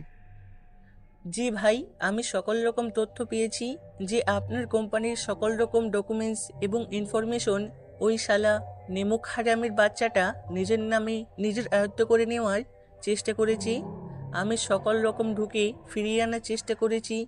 সাইবার ওয়ার্ল্ডের 3 নম্বর ফাইনাল 4 কোড ডিজিট ইউজ করে আমাদের ব্যাংকে যত কোটি টাকা আছে তার 16 কোটি টাকা 4 নম্বর কোডের পিন কোডটা আপনি আমাকে মেসেজ করে পাঠান। তোমার যা যা করার তাই করো, আর মিন্টু তুমি ওকে খুঁজে বের করো। জি ভাই, আমি সর্বদা প্রস্তুত। আমাদের কাছে প্রায় 1,500 ছেলে আছে এই শহরে। আমি সবাইকে লাগিয়ে দিয়েছি। আমাদের বিদেশে 18,000 সাইবার ওয়ার্ল্ডের সিকিউরিটি সিস্টেম আছে, যেখানে খুব সহজে আমরা আমাদের ম্যানেজারের সকল তথ্য পেতে পারি। যা যা করা লাগে তাই করো, যাতে আমি আমার সবকিছু ফিরে পাই। এই বিষয়ে বাবা যাতে কিছু না জানে। ওকে ভাই, ঠিক আছে। এই বলে তারা ফোন কেটে দেয়। ভিক্টর একের পর এক সিকিউরিটি সিস্টেম ব্রাউজার ইউজ করে তার হারিয়ে যাওয়া সকল তথ্য ফিরিয়ে আনার চেষ্টা করছে। 3 নম্বর পোর্টের 4 নম্বর DWX ব্রাউজারটি ইউজ করে বিদেশের সাইবার অফিসে কিছু ইনফরমেশন লিখে পাঠায়, যেগুলোতে লেখা ছিল আমার কোম্পানির সকল ডকুমেন্টস আমার অফিসের ম্যানেজার হ্যাক করে নিয়েছে। দ্রুত এগুলো ফিরিয়ে আনার চেষ্টা করো এবং লোকেশন ট্র্যাক করো, সে কথাই আছে। এগুলো দিয়ে সে দেশে এবং দেশের বাইরে রাজত্ব করতে চায়। এই সম্পদগুলো আমার অফিসের প্রত্যেকটির সম্পদ।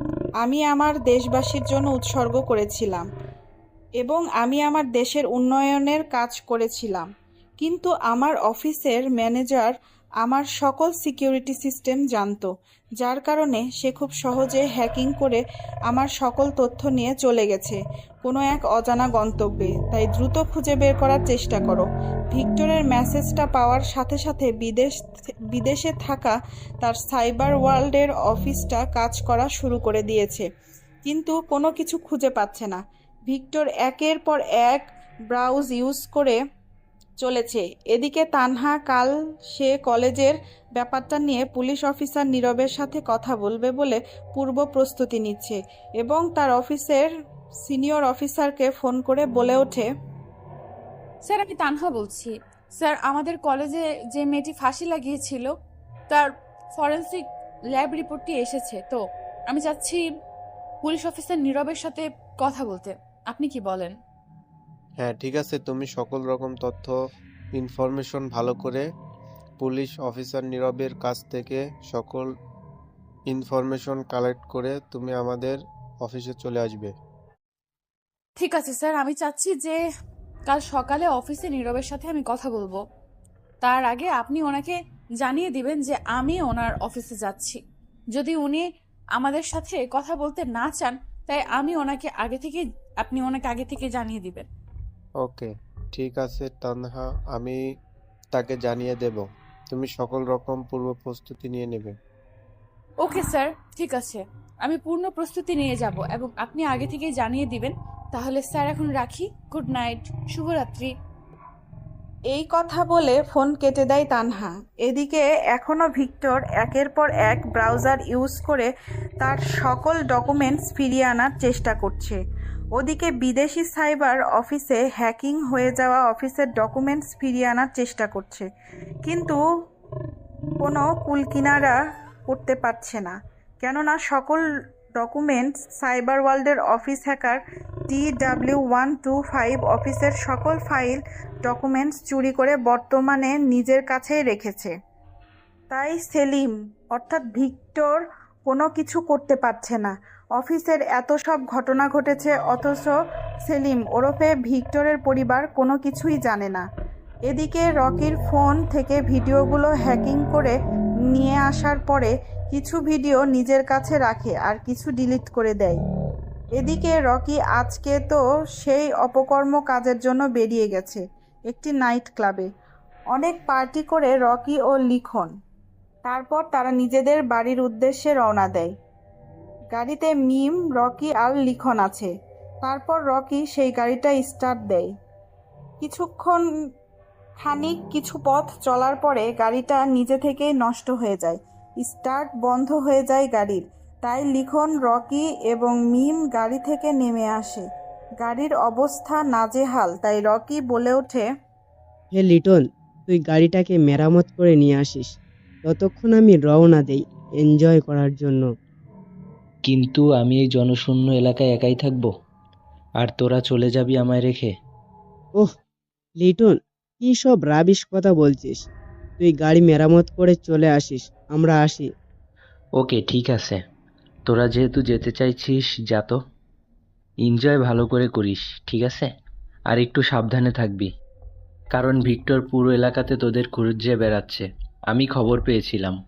তাই এনজয় ইজ লাইফ। ওকে ভাই, ঠিক আছে। তারপর রকি এবং মিম বেরিয়ে যায় পায়ে হেঁটে তাদের নিজ গন্তব্যের উদ্দেশ্যে। এদিকে লিখন গাড়িটাকে মেরামত করতে লেগে পড়ে উঠেছে। এই জনশূন্য এলাকা নিস্তব্ধ পরিবেশে রাস্তার দুই পাশে গাছের সারি দিয়ে চলে গেছে। এই পাকা রাস্তাটি বেশ ভালোই অন্ধকার, চাঁদের আলো, আকাশের তারা, বেশ হালকা আলো আছে, পরিবেশটা মনোমুগ্ধকর। রাত 12টা কিংবা 12:30 বাজে। পায়ে হেঁটে দুজনে এগিয়ে যাচ্ছে তাদের অজানা নিজ গন্তব্যের উদ্দেশ্যে। রাস্তার দুই পাশে পাখির কিচিরমিচির শব্দ, রাস্তার দুই সাইডে ঝোপঝাড়ের পাতা নড়াচড়ার আওয়াজ, বেশ পরিবেশটা ভয়ঙ্কর হয়ে উঠেছে। তবুও তারা সেদিকে লক্ষ্য না করে এগিয়ে যেতে নিয়েছে। খানিকটা দূরে দেখা যাচ্ছে গাড়ির আলোর বাতি জ্বলছে। দুজনে সেই গাড়ির আলোকে অনুসরণ করে এগিয়ে যেতে নিয়েছে। রাস্তা ধরে হাঁটতে হাঁটতে কয়েক মিনিটের মধ্যে গাড়ির কাছে এসে পৌঁছায় তারা। গাড়ির ড্রাইভার এই জনশূন্য এলাকায় তার যাত্রীদের পৌঁছে দিয়ে নিজের গন্তব্যে যাচ্ছিল। হঠাৎ তার স্মোকিং করার নেশা লাগে, তাই সে গাড়ির পাশে রেখে স্মোকিং করতে থাকে। আর সেখানে রকি ও মিম পৌঁছে যায়। রকি বলে ওঠে, হে ড্রাইভার, আমাদের AIFC রোডে পৌঁছে দেবে, বিনিময়ে তোমাকে ডবল টাকা দেওয়া হবে। লোকটা হঠাৎ করে এমন কারো গলার শব্দ শুনতে পেয়ে পিছনে ঘুরে তাকিয়ে দেখতে পায় একটি ছেলে ও একটি মেয়ে দাঁড়িয়ে আছে। দেখে মনে হচ্ছে মাতাল অবস্থা, মদ খেয়েছে। এবার সেই গাড়ির লোকটি তাদের সামনে এগিয়ে এসে বলে ওঠে, না ভাই, এখন কোথাও যেতে পারবো না, কারণ আমি একমাত্র যাত্রীদের তাদের নিজ গন্তব্যে পৌঁছে দিয়ে আমি আমার নিজ গন্তব্যে রওনা দিয়েছি। তাই রাত 1টার দিকে আমি আর কোনো যাত্রীকে নিয়ে তাদের নিজ গন্তব্যের উদ্দেশ্যে যেতে পারবো না। রকি এই কথা শুনে একেবারে রেগে যায়। মনে হয় এখনই লোকটাকে জীবিত মেরে ফেলবে, এমন তার অবস্থা। তবুও নিজেকে একটু কন্ট্রোল করে রকি বলে ওঠে, দেখুন ভাই, আপনি এখান থেকে যেতে মিনিমাম 500 টাকা ভাড়া নেবেন দুজনের, ঠিক আছে? যেহেতু এই রাতে আপনি আর ভাড়া মারবেন না, কিন্তু সেক্ষেত্রে আমি আপনাকে 5,000 টাকা দেব। তবুও কি আপনি আমাদের পৌঁছে দেবেন না আমাদের নিজের গন্তব্যের উদ্দেশ্যে? 5,000 টাকা দেবেন? তাহলে তো যাওয়া যায়, তবে টাকাটা আমাকে অগ্রিম দিতে হবে, এবং আমি আপনাদের নিজ গন্তব্যে পৌঁছে দেওয়ার সাথে সাথে আপনারা গাড়ি থেকে নেমে যাবেন, কারণ অনেক সময় তাদের বাড়িতে পৌঁছে দাও মালপত্র এসব আমার ভালো লাগে না। আপনারা নিজেদের মালপত্র নিজেরাই বাড়িতে ভেতরে নিয়ে যাবেন। ভাই, তোর গাড়িতে কোনো কিছুই নিয়ে যেতে হবে না, তুই শুধু আমাদের দুইজনকেই নিয়ে যাবি, আর তোকে কিছু করতেই হবে না। এই নে তোর 5,000 টাকা। ওকে, চলেন। যেতে 5,000 টাকা দিচ্ছেন, আর আপনারা দুজন মাত্র, তাই পৌঁছে দিচ্ছি। আর এই রাতেই পাবনার কোথাও যাবেন। আসুন, গাড়ির ভিতরে বসুন, আর আপনাদের ঠিকানাটা বলুন। আমি আপনাদের নিজ গন্তব্যের উদ্দেশ্যে পৌঁছে দিয়ে আমিও আমার নিজ গন্তব্যের উদ্দেশ্যে বেরিয়ে যাব। তারপর লোকটি রকি আর মিমকে নিয়ে তাদের নিজ গন্তব্যের উদ্দেশ্যে বেরিয়ে পড়ে। এদিকে লিখন একাই গাড়ি ঠিক করতে লেগে পড়েছে। খানিকটা কিছু পথ যেতে না যেতেই মিম নামের সেই মেয়েটিকে রকি তার নিজের কোলে এনে বসায়। ড্রাইভার সব তার সামনে থাকা গাড়ির গ্লাসে দেখতে পাচ্ছে। এবার রকি মেয়েটির সাথে অশ্লীল কাজে মেতে ওঠে। রকি এরপর সারা শরীরে হাত দিতে থাকে। ড্রাইভার এসব দেখছে। তারা অশ্লীল কাজে লিপ্ত হয়ে যায় দুজনে গাড়ির ভেতরে। এবার ড্রাইভার গাড়ি ব্রেক করে দেয়। রকি বলে ওঠে, কি রে বেটা, তুই গাড়ির ব্রেক করলি কেন? গাড়িটাকে চালিয়ে যা। রকির এই কথা শুনে এবার গাড়ির ড্রাইভার বেশ রেগে যায়। বেশ জোরে চিৎকার দিয়ে গাড়ির ড্রাইভার এইবার রকির উদ্দেশ্যে বলে ওঠে, দেখ ভাই, তুই আমারে 5,000 টাকা দিতে চেয়েছিস, আমি রাজি হয়েছি, তাই তোদের গাড়িতে নিয়ে তোদের নিজ গন্তব্যের দেশে পৌঁছে দিছি। কিন্তু আমার গাড়িতে এসব চলবে না, যেটা তোরা করছিস। আমি থাকতে আমার গাড়িতে কোনো রকম নোংরামো কাজ চলবে না। তোরা গাড়ি থেকে নেমে যা, কিভাবে যাবি সেটা তোদের ব্যাপার।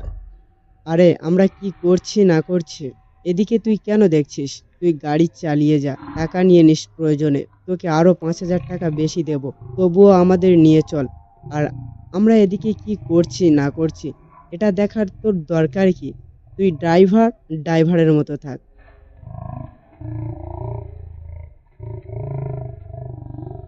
তুই যদি আর একটাও কথা বলিস, তোকে এখানেই জীবিত মেরে ফেলবো। রকির এরকম কথা শুনে গাড়ির ড্রাইভার বেশ রেগে যায়। তাই গাড়ি থেকে নেমে এসে গাড়ির জানালা খুলে রকিকে গাড়ি থেকে বের করে নিয়ে আসে আর বলে ওঠে, কি বললি? তুই আমাকে মেরে ফেলবি? তোর কলিজাটা বের করে রাস্তার কুকুরদের খাওয়াবো। তুই জানিস আমি কে, আর আমি ড্রাইভার হতে পারি, কিন্তু তোদের মতো জানারদের শিক্ষা দেওয়ার জন্য আমি একাই 100। কোনো কথা না বলে এখান থেকে চুপচাপ কেটে পড়। ড্রাইভারটা যখনই চলে যেতে নিবে তখনই রকি তার পায়ের কাছে গাছের শুকনো ডাল পড়ে থাকতে দেখে সেটা তুলে নিয়ে পিঠের মধ্যে ঢুকিয়ে দেয় সেই গাড়ি চালকটির। আসলে তাকে জানোয়ার বলাতে রকি রেগে যায়, তাই সে গাড়ির ড্রাইভারকে গাছের ডাল দিয়ে পেটের মধ্যে ঢুকিয়ে দিয়ে এফোর ওফোর করে দেয়। তারপর রাগের মাথায় ড্রাইভারকে আর কোনো কিছু বলার সুযোগ না দিয়ে রকি একের পর সেই গাছের শুকনো ডাল দিয়ে আঘাত করতে থাকে, নৃশংসভাবে হত্যা করে সেই গাড়ির ড্রাইভারটিকে। তারপর আবার মিমকে নিয়ে গাড়ির ভেতরে যায়। তারপর জোর করে মেয়েটির সাথে অশ্লীল কাজে লিপ্ত হয়। তারপর সেখান থেকে গাড়ি নিয়ে তারা বেরিয়ে পড়ে। এদিকে লিখনও গাড়ি ঠিক করে তার নিজ বাড়ির উদ্দেশ্যে পৌঁছে যায়। দেখতে দেখতে সকাল হয়ে গেছে। পরের দিন সকালে তানহা রেডি হয়ে খাওয়া দাওয়া করে বেরিয়ে যায় পুলিশ স্টেশনের উদ্দেশ্যে। সেখানে পৌঁছে গিয়ে তানহা বলে ওঠে, হ্যালো স্যার, আমি রিপোর্টার তানহা। আমি সেই দিন কলেজে ঘটে যাওয়া মেয়েটির মার্ডার কেসের তদন্তের পরে মেয়েটির ফরেন্সিক ল্যাবরেটরি থেকে যে রিপোর্টটা এসেছে সেই বিষয়ে আপনার সাথে কিছু কথা বলতে চাই। রিপোর্টার তানহার মুখের কথা শুনে এবার এসআই নীরব বলে ওঠে, জি মিস্টার তানা, আমাকে আগে থেকে রমজান সাহেব জানিয়ে রেখেছিল। আমি সকল রকম ফাইল এবং এভিডেন্স রেখেছি আপনার জন্য। আপনার কি কি প্রশ্ন করার আছে আমাকে করতে পারেন, আমি তাই আপনার প্রশ্নের উত্তর দিতে সক্ষম। জি, আপনারা সেদিন ভার্সিটি থেকে মেয়েটির লাশটা উদ্ধার করার পর তার রিপোর্ট কি বেরিয়েছে আমি সেই সম্বন্ধে আপনার কাছে বিস্তারিত জানতে চাচ্ছি এবং আমাদের শ্রোতাবৃন্দদের জানাতে চাচ্ছি। হ্যাঁ, আমরা ফরেনসিক ল্যাবরেটরি থেকে লাশটার সকল তথ্য পেয়েছি। মেয়েটিকে অনেকবার খারাপ কাজের জন্য ইউজ করা হয়েছে এবং মেয়েটি নিজে থেকে ফাঁসি লাগিয়েছে। তবে আমরা এটা এখনও খুঁজে বের করতে পারিনি যে কী কারণে বিডি নিজেই গলায় ফাঁসি দিয়ে আত্মহত্যা করেছে। এটা আমরা খুঁজে বের করার চেষ্টা করছি। এই কি ছিল আপনাদের কাছ থেকে সর্বশেষ পাওয়া ভার্সিটির খবর? আপনারা দ্রুত খুঁজে বের করার চেষ্টা করুন এর কারণটা কি, কারণ আইনের আয়তনে শাস্তি দিতে হবে অপরাধীকে। তাহলে আজকে আমরা চলি। আমাদের সময় দিয়েছেন এর জন্য আপনাকে অসংখ্য ধন্যবাদ।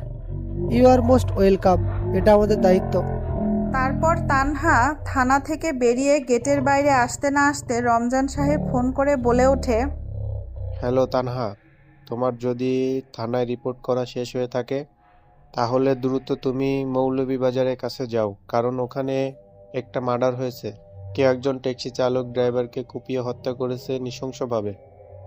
কি বলছেন স্যার? আমি এখনই বের হচ্ছি মৌলভীবাজারের কাজের উদ্দেশ্যে। আপনি আরেকজন আমাদের কয়েকজন রিপোর্টার সাহেবকে পাঠিয়ে দিন যাতে তদন্ত করতে অসুবিধা না হয়।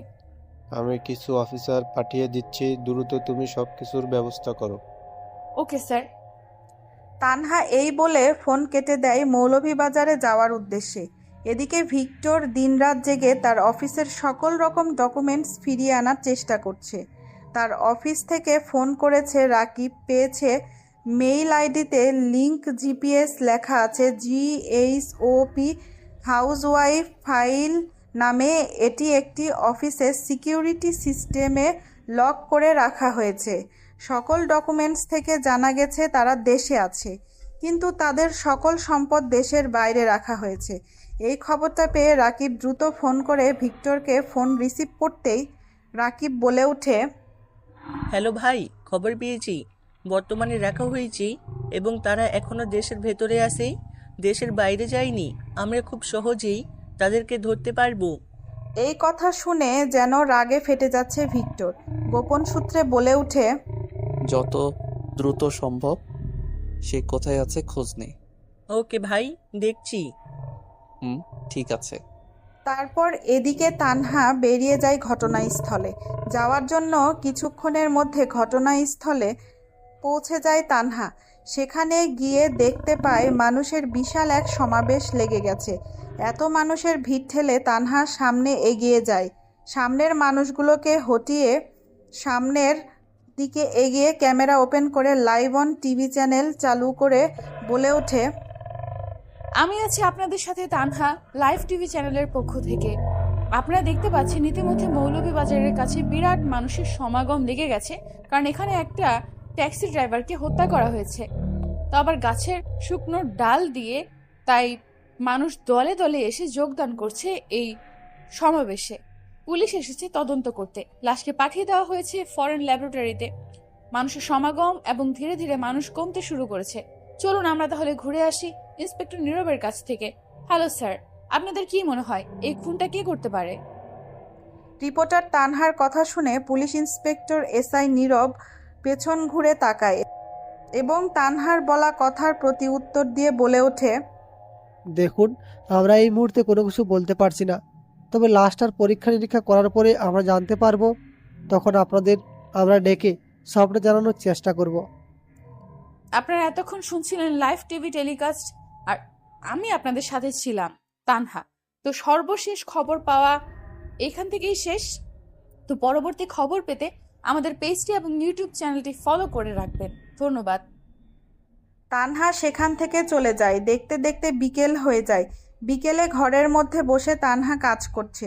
তখনই ফোন আসে মাফির। তানহা রিসিভ করতেই বলে ওঠে, কিরে, তোর কি এখন আমার কথা মনে পড়লো যে তুই এখন আমাকে ফোন দিলি?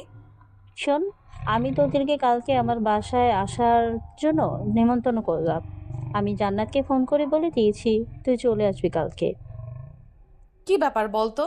এতদিন আমরা নিজ থেকে যেতে চেয়েছি তোর বাসায়, কিন্তু তুই নিয়ে যাসনি, আর আজকে নিজে থেকে আমাদের নেমন্তন্ন করছিস, তাও আবার আমাদের দুজনকে। আর বলিস না, আজকে বাবার ভাইয়া আমার বাসায় নেই, তো তাই তোদের নিয়ে আসছি। আমার মা দেখতে চেয়েছে তোকে, আর এতদিন ভাইয়ার বারণ ছিল, তাই তোদেরকে নিয়ে আসিনি। ভাইয়ার আব্বু আমাদের কোম্পানির কাজে গেছে, আমাদের ম্যানেজারকে কোম্পানিটা নিজের নামে লিখে নিয়েছে, এই জন্যই সে কাজে গিয়েছে। ওকে, ঠিক আছে, আমরা আজকে যাব, তুই আমাদের নিতে আসবি। ওকে। তারপর মাফি জান্নাতকে ফোন করে। জান্নাত রিসিভ করতেই মাফি বলে ওঠে, হ্যালো জান্নাত, তোরা তানহার আজকে আমার বাসায় নেমন্তন্ন, সময় মতো চলে আসিস। ওকে, ঠিক আছে রে। তুই যদি এতদিন পর দাওয়াত দিয়েছিস, অবশ্যই আমি যাব। তবে আমাদের তোকে নিয়ে আসতে হবে, না হলে কিন্তু আমি যাব না। ওকে। তারপর মাফি ফোন কেটে দেয়। এদিকে ভিক্টর ও তার বাবা কোম্পানির অন্য ম্যানেজারদের সাথে এবং আরও অন্যান্য কোম্পানিদের সাথে মিটিং করছে, কিভাবে তাদের কোম্পানিটাকে ফিরিয়ে আনা যায়। একের পর এক কোম্পানির সাথে মিটিং করতেছে, ডকুমেন্ট ফাইল দেখাচ্ছে, সাইবার হ্যাক করে সব কিছু সেভার তদন্ত করে এনেছে। ভিক্টরের লোকেরা চারদিক দিয়ে খোঁজখবর নেওয়া শুরু করেছে। এদিকে পুলিশ বাহিনী ও খোঁজ খবর লাগিয়ে দিয়েছে। অন্যদিকে দেখতে দেখতে সকাল হয়ে যায়। এদিকে রনি ও লিখন অবৈধ কিছু খাবার দেশের ভেতরে নিয়ে আসে। খবর পেয়ে ভিক্টরের লোকেরা বাধা দিতে গেছে। তারপর মাফির সাথে পরিচয় করে দেয়। জান্নাত ও তানহার সাথে পরিচয় হয়ে তারা খোশ গল্প করতে বসে যায়। আনন্দের মধ্যে দিয়ে দিনটি তাদের কেটে যায়। তারপর কিছু সময় পর তারা মাফির বাসা থেকে চলে যায়। মাফিও চলে আসে নিজের বাড়িতে। জান্নাত চলে যায় নিজের বাড়িতে, আর তানহা এখনও বাজারে কেনাকাটা করছে। কম্পিউটারের সার্ভারে বসে সেলিম রেজা ওরফে ভিক্টর কিছু একটা কারসাজি করছে। তখনই ফোন করে রাকিব আর বলে ওঠে, হ্যালো ভাই, বর্তমান রকি মৌলভীবাজের 4 নম্বর গলির 3 নম্বর গোডাউনে আসে, এবং কালকে যে মার্ডারটা হয়েছিল ওই মার্ডারটার পেছনেই রকির হাত আসে। আমরা একটা সিসিটিভি ফুটেজ দেখেছি এবং আপনার সাইবারের 420 ওয়ার্ল্ড ক্যাব টু সাইবার হাউসের গ্রুপ নিয়ে দেখেছি। এখন আরেকটা চমক খবর দেওয়া হবে, সেটা আপনাকে মিন্টু কিছুক্ষণের মধ্যে জানাচ্ছি। ওকে, ঠিক আছে, আমি দেখছি চেক করে। এই বলে ফোন কেটে দেয় রাকিব। অফিসের সাইবারে বসে কাজ করতে থাকে ভিক্টর। এদিকে কিছুক্ষণের মধ্যে ফোন করে মিন্টু ভিক্টরকে। রিসিভ করেই বলে ওঠে, কি বলবি দ্রুত বল, কারণ আমাকে সেই জায়গায় আবার পৌঁছাতে হবে। ভিক্টরের মুখে এরকম রাগান্বিত কণ্ঠের গলার স্বর শুনতে পেয়ে মিন্টু ধীরগতিতে মৃদু কণ্ঠে বলে ওঠে, ভাই, আপনাকে রাকিব এতক্ষণ সাইবারের কথা বলেছে, আর আমি বলবো একটা চমৎকার খবর, আপনি শুনলে নিজেও অবাক হবেন। আপনাদের কোম্পানির যে ম্যানেজার আছে তার ছেলে হচ্ছে Rocky. What, are you crazy man? এটা কি করে সম্ভব? জি ভাই, এটাই বাস্তব। ও আপনাকে মিথ্যা বলেছিল আপনাদের কোম্পানিটা হাতিয়ে নেওয়ার জন্য, আর সে এখন দেশের বাইরে আছে। তবে তার ছেলে রকি দেশের ভিতরে আছে এবং ষড়যন্ত্র করছে আপনাদের বিরুদ্ধে, আর তারা এখন মৌলভীবাজারে আছে। আপনি চাইলে তাদেরকে ধরে উপযুক্ত শাস্তি দিতে পারেন। দ্রুত গাড়ি বের করো, আমার ছেলেপেলেদের নিয়ে যা, আমিও আসছি। তারপর ভিক্টর সম্পূর্ণ সাইবার সিকিউরিটি লক করে দিয়ে দ্রুত বেরিয়ে যায় তার নিজ গন্তব্যের উদ্দেশ্যে। এদিকে ভিক্টরের লোকেরাও ঘটনাস্থলে গিয়ে চারদিক দিয়ে ঘিরে ধরে যাতে রকি এবং লিখন পালাতে না পারে।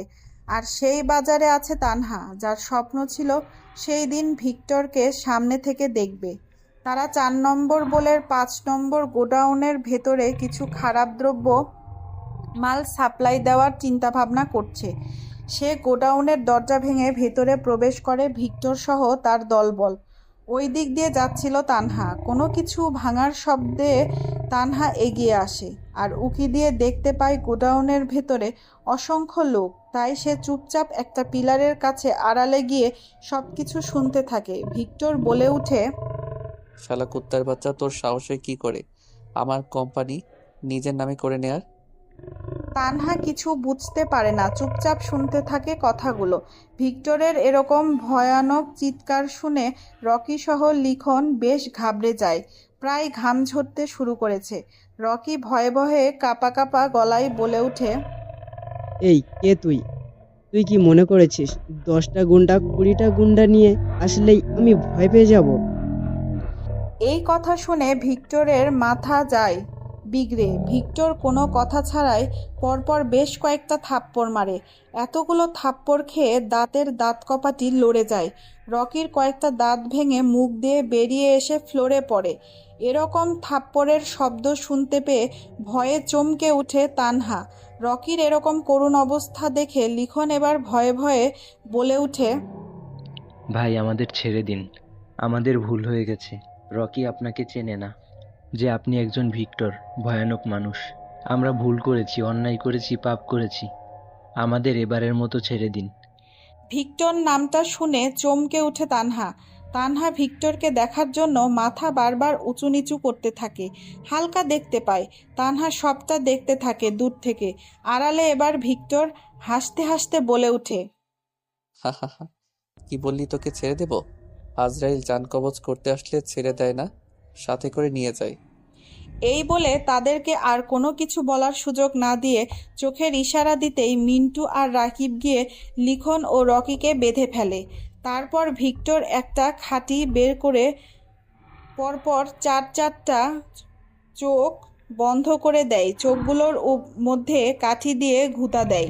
সাথে সাথে তারা দুইজন যেন এক আত্মা ফাটানো গগন কাঁপানো চিৎকার দিয়ে ওঠে। তার এই চিৎকারে যেন পুরো বিল্ডিংটা ধসে পড়বে। চমকে উঠে তানহা ভয়ে ঘেমে একাকার। তবুও নিজেকে অনেক কন্ট্রোল করে তারপর আবার ভিক্টর বলে উঠে, ছুরিটা দে আমাকে। সেলিম রেজা ওরফে ভিক্টরের মুখে এরকম কথা শুনে তানহা এবার কাঁপতে শুরু করেছে। তানহা গলা উঁচু করে দেখতে পায় ছেলে দুটির জিহ্বা বের করে রেখেছে। দুজন ছেলে আর ভিক্টর নামের সেই আতঙ্কবাদীটা পরপর জিহ্বা দুটা কেটে নেয়, যাতে তারা কথা বলতে না পারে এবং তারা যেন আর দেখতে বা এরকম অন্যায় করতে না পারে, সেজন্য তাদের চোখ অন্ধ করে দেয়। তো বন্ধুরা, এতক্ষণ ধরে গল্পটি শুনেছো। গল্পটি তোমাদের কাছে কেমন লাগছে? যদি গল্পটি ভালো লেগে থাকে এবং এ ধরনের গল্প আরো শুনতে পছন্দ করো, তাহলে এক্ষুনি নিচে থাকা সাবস্ক্রাইব বাটনটি টিপে আমাদের পরিবারের একজন সদস্য হয়ে যাও। এরকম দৃশ্য দেখে তানহার হাত থেকে পাশে রাখা একটা লাঠি পড়ে যায়। কোনো কিছু পড়ার শব্দ শুনতে পেয়ে সবাই সেদিকে তাকায়। ভিক্টর মেয়েটিকে দেখে ফেলে আর মেয়েটি ভিক্টরকে দেখে ফেলে। মেয়েটি হলো তানহা। তানহা ভয়ে নিজের জীবন বাঁচানোর জন্য সেখান থেকে দৌড়াতে লাগে তার অজানা গন্তব্যের উদ্দেশ্যে। এদিকে ভিক্টর হাতের ইশারা দিতেই ভিক্টরের ছেলেপেলেগুলো মেয়েটির পিছনে অর্থাৎ তানহার পিছনে দৌড়াতে শুরু করে। তানহা দৌড়াতে দৌড়াতে দৌড়াতে দৌড়াতে এক পর্যায়ে পৌঁছে যায় মাফির বাসার সামনে। তারপর দারোয়ানের কাছ থেকে অনুমতি নিয়ে বাড়ির ভেতরে প্রবেশ করে। বাড়ির সামনে গিয়ে হাঁপাতে থাকে আর কলিং বেল বাজাতে থাকে। ভেতর থেকে মাফি এসে দরজা খুলে দেয়। মাফি তানহার এরকম অবস্থা দেখে মাফি বলে ওঠে, কিরে না, তোর কি হয়েছে? তুই এভাবে হাঁপাচ্ছিস কেন? তুই তো বাসায় গিয়েছিলিস, তাই না? তো প্লিজ আমাকে নিয়ে চলো ভেতরে, না হলে ওরা আমাকে মেরে ফেলবে। আমি ভিক্টরকে দেখে ফেলেছি খুন করতে, ওরা আমাকে ধাওয়া করছে। এটা শুনে মাফি তানহাকে বাড়ির ভেতরে নিয়ে গিয়ে সোফায় বসায় তানহার এরকম অবস্থা দেখে মাফির মা এসে জল খাওয়ায় এবং অনেক সান্ত্বনা দিয়ে বোঝায়। মাফি একটু সাইডে গিয়ে ফোন করে ফোনের ওপাশ থেকে বলে ওঠে, কি হয়েছে দ্রুত বল, আমি একটা কাজে আছি। ভাইয়া শোন, যে মেয়েটাকে তোর লোকেরা ফলো করছে ওটা আমার বান্ধবী তানহা, যার সাথে আমি তোকে বিয়ে দিতে চেয়েছিলাম। তুই তোর লোকদের মানা করে দে যেন আর এদিকে না আসে। তানহা খুব ভয় পেয়েছে। ওকে ঠিক আছে, ওকে আমার লোকেরা ফলো করবে না। আর তোর বাড়ি আসার দরকার নাই আপাতত। শোন, ওর কাছে দেখ কোনো ভিডিও আছে কিনা আমার খুনের প্রমাণ হিসেবে। ওকে, দাঁড়া আমি দেখছি, যদি পাই তো আমি ডিলিট করে দিব। আর তোর বাড়ি আসার প্রয়োজন নেই, আপাতত ঠিক আছে। ওকে। তানহাকে অনেক বোঝানোর পরে তানহা একটু শান্ত হয়, তবুও ভয়ে কাঁপতে থাকে। এদিকে সেলিম রেজা ওরফে ভিক্টর তার লোকদের খোঁজখবর লাগিয়ে দেয় বর্তমানে তাদের কোম্পানির ম্যানেজার কোথায় আছে। এদিকে রকি ও লিখনকে নিয়ে চলে যায় মিন্টু ও রাকিব। এদিকে মাফি তানহার কাছে গিয়ে বলে ওঠে, আচ্ছা, তুই কি ওই ভিক্টরের কোনো খুনের ভিডিও করেছিস? যদি থাকে তো আমাকে দিয়ে দে, আমি দেখি। না না, আমি কোনো ভিডিও করিনি। আমি তো দেখেই অবাক তার খুন করার স্টাইল। আর ভিডিও করব কিভাবে? নিজের জীবন নিয়ে পালিয়ে এসেছি, না হলে আমাকেও সে মেরে ফেলতো। আরে পাগল, ও তোকে মারতো না। এই তুই বিশ্বাস করিস? ভিক্টরকে ভালোবাসিস, তার খুন করার স্টাইল গুলোকে পছন্দ করিস। তুই তো ভিক্টরকে খুন করতে দেখছি, আর এবার আমি তোকে সামনাসামনি দেখাবো। শুধু একটু অপেক্ষা কর। মানেটা কি? তুই দেখাবি মানেটা কি? একটু অপেক্ষা কর বোন, নিজে থেকে দেখতে পারবি। দেখতে দেখতে রাত হয়ে যায়। এদিকে ম্যানেজার খবর পেয়ে গেছে তার ছেলেকে ভিক্টর মেরেছে। তাই ম্যানেজার নিজের রাগটা ও ক্ষোভ মেটানোর জন্য দেশের বাইরে থেকে মাফিয়াদের ভাড়া করে নিয়ে আসে ভিক্টর ও ভিক্টরের পরিবারকে একেবারে শেষ করে দেবে বলে। সেলিম রেজা ওরফে ভিক্টর এবং তার বাবা বাসায় আসে। তানহা এখনও তাদের বাড়িতে আছে। ডাইনিং টেবিলে মাফি, তানহা ও মাফির মা খেতে বসেছে। তখনই বাড়ির ভেতরে প্রবেশ করে দুজন পুরুষ। এদিকে তানহা মাথা নিচু করে খাচ্ছে। চেয়ারে বসে পড়ে ভিক্টর ও তার বাবা, দুজনে খাবার খাচ্ছে। হঠাৎ করে তানহার সামনে তাকিয়ে একেবারে চমকে ওঠে। দ্রুত চেয়ার থেকে উঠে মাফির পিছনে গিয়ে বলে ওঠে ভয়ে ভয়ে, এই তো, এই ভিক্টর, এই হচ্ছে ভিক্টর, এই খুন করেছে ওখানে। আমাকে মেরে ফেলবে, আমাকে বাঁচা তোরা। হঠাৎ তানহার এরকম অবস্থায় চমকে উঠে সবাই। মাফি তানহাকে জড়িয়ে ধরে আর বলে ওঠে, আরে পাগল, ও হচ্ছে আমার ভাই, তোকে কিছুই করবে না। আর তুই যে ভিক্টরকে দেখতে চেয়েছিলি, এই হচ্ছে আমার ভাই ভিক্টর। আমি এর সাথে তোর বিয়ে দিতে চেয়েছিলাম, তোর কিছুই হবে না। তুই চুপচাপ এখানে বসে খেয়ে নে। তুই তো ওকে দেখতে চেয়েছিলিস, তো তোকে সামনে থেকেই দেখালাম। এখন ভয় পাচ্ছিস? মানে কি? মানে পরে, আগে খা।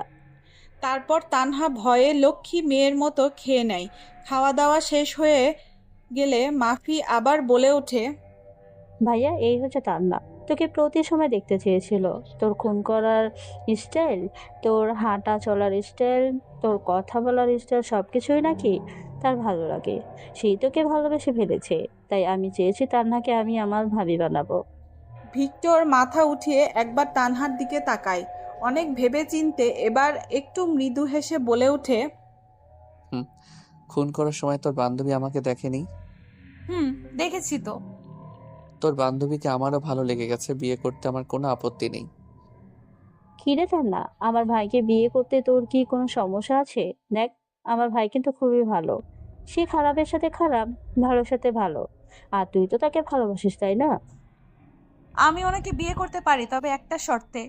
উনি কিন্তু আমার উপরে কোনো রকম জোর খাটাতে পারবে না। আমি ওনাকে ভীষণ ভয় পাই। এই কথা শুনে সবাই সেখানেই হেসে দেয়। তারপর ভিক্টর তানহাকে নিজের বাড়িতে পৌঁছে দেয়। গাড়িতে আসার সময় কেউ কোনো কথা বলেনি। এদিকে ম্যানেজার বারবার কোম্পানি দখল করার চেষ্টা করেছে, কিন্তু পারছে না। ভিক্টর বারবার বাধা দিচ্ছে। কিছুদিনের মধ্যেই দুই পরিবারের মতামত নিয়ে তানহা ও ভিক্টরের বিয়ে দেওয়ার সিদ্ধান্ত নেয়। আজকে তাদের বিয়ের পর্ব। বধূ বেশে তানহাদের বাড়িতে নীল রঙের বেনারসিতে সেজে আছে তানহা। তানহাকে আজকে অসম্ভব সুন্দর লাগছে। এটা দেখে জান্নাত আর মাফি বলে ওঠে, কিরে বান্ধবী ললিতা, অবশেষে আমার ভাইটাকেই নিজের করে নিলি? জি নন্দিনী, ভালোবাসি বলে তো আপন করে নিচ্ছি। ওরে বাবারে, তাহলে আমাদের ববুতুলা ভাইকে আজকে আদর করতে ভুলিস না আবার ভয়। তোরা চুপ করবে এবার একটু। আমার ভাইকে দেখে আবার বাসরাতে আদর খাওয়া সেরে খাতে নিয়েছে, আবার লুকিয়ে পড়িস না। শাকচুন্নির দল, তোদেরকে তো দাঁড়া, আজ বলছি, তোদের একদিন কি আমার একদিন, দেখাচ্ছি তোদের মজা। এভাবে দেখতে দেখতে তাদের বিয়ের পর্ব শেষ করে তানহাদের বাসা থেকে মাফিদের বাসার উদ্দেশ্যে রওনা দেয়। মাফিদের বাড়িতে পৌঁছে গিয়ে তানহা ও ভিক্টরকে মাফির মা বরণ করে তাদের ঘরে তুলে। ঘরের মধ্যে ভিক্টরের রুমে খাটের উপরে বধূ বেশে আছে তানহা। রুমের মধ্যে প্রবেশ করতে যাবে ভিক্টর, তখনই মিন্টু ফোন করে বলে ওঠে, হ্যালো ভাই, আপনি গোডাউনে দ্রুত চলে আসুন। আমরা ওই ম্যানেজার এবং তার দলের কয়েকটি ছেলেকে তুলে এনেছি আমাদের গোডাউনে। ওকে তোরা থাক, আমি এখনই আসছি। কিছুক্ষণের মধ্যেই পৌঁছে যায় গোডাউনে ভিক্টর। এদিকে তানহা অপেক্ষা করছে ভিক্টরের জন্য।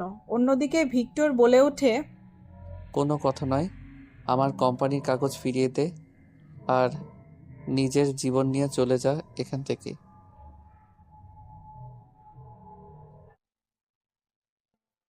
এটা শুনে ভিক্টরের মাথা গরম হয়ে যায় কোনো কথা ছাড়াই। একটা ধারালো ছুরি নিয়ে 2 হাত কেটে ফেলে মুহূর্তের মধ্যে। কারণ ম্যানেজার নাঙল ঝাঁকিয়ে ঝাঁকিয়ে ভিক্টরকে কথাগুলো বলছিল। ম্যানেজার ছটফট করতে থাকে। তারপর ভিক্টর সে কাটা হাতের আঙুলের ছাপ এবং সই নেয় কাগজে। তারপর কোনো কথা ছাড়াই শরীরটাকে কয়েক খণ্ড করে প্যাকেট করে গঙ্গা নদীতে ভাসিয়ে দিতে বলে। সারা শরীরে রক্তের ছুঁই ছুঁই। ভিক্টর বাড়িতে চলে আসে রক্তাক্ত শরীর নিয়ে। তারপর সামনের গেট দিয়ে না ঢুকে তার গোপন রাস্তা দিয়ে রুমের ভেতরে প্রবেশ করে রুমের ভেতর হঠাৎ করে প্রবেশ করাতে তানহা চমকে যায়।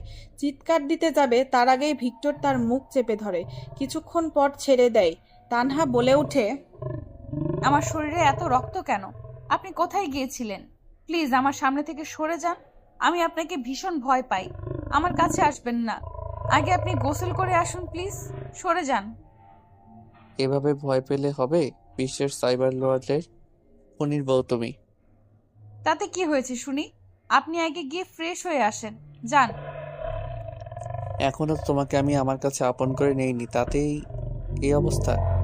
যদি কাছে টেনে নেই তো তুমি তো চিৎকার করবে দেখছি। এই কথা বলে ভিক্টর ফ্রেশ হতে চলে যায়। ফ্রেশ হয়ে এসে খাটের উপর এসে বসে।